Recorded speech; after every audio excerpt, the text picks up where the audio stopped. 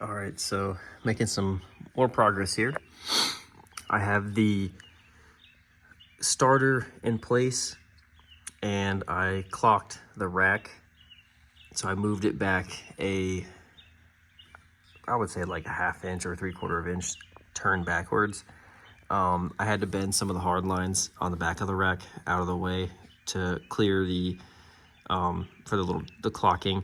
The starter fits, but it's very, very tight.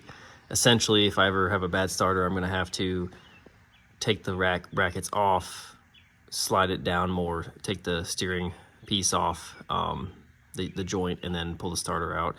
It's doable, but a little bit of a pain.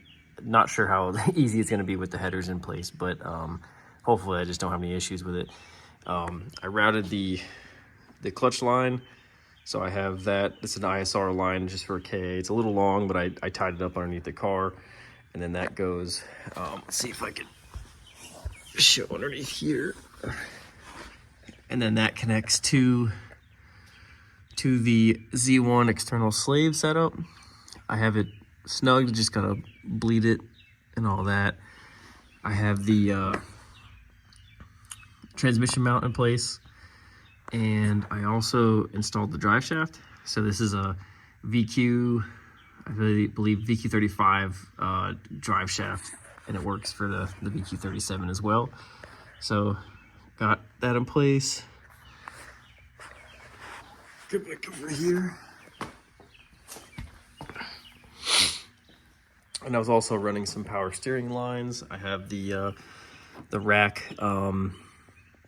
return, and I have a high pressure on the way.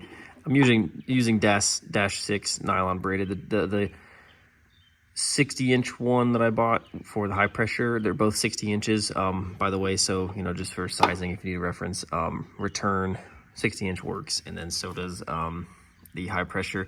I bought an ICT billet hose for the high pressure. I'll route it here, follow it underneath the subframe, and then around to this side here. So this is just where I mounted my power steering reservoir. It's just like a universal tank. And then I have all the lines going to it. So, and the high pressure will come and connect right here. So getting pretty close. Got the radiator set up, just fully tightened up and bolted on.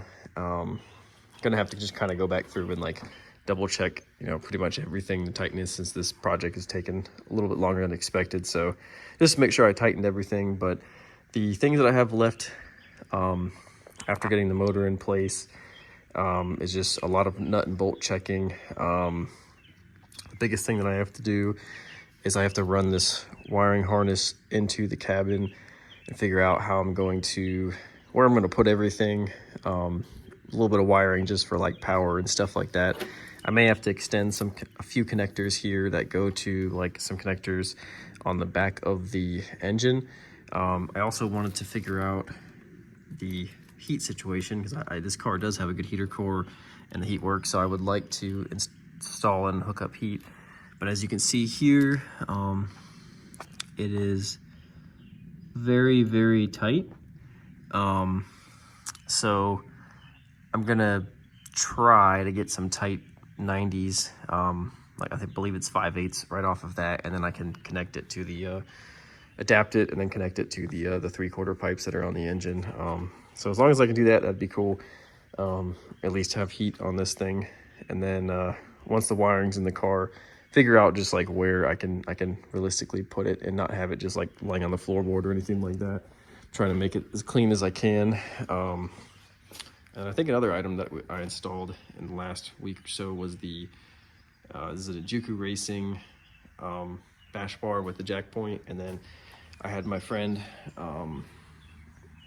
Josh, who has a company called Norse Coatings. He powder coated this for me, as well as all the other purple items on the build so far. And I believe there's another. He just did the seat brackets. These are Bell Raceworks brackets for my seat, and I just went ahead and matched them to the purple color that I've been doing on a few pieces here and there. So, but so far it's pretty.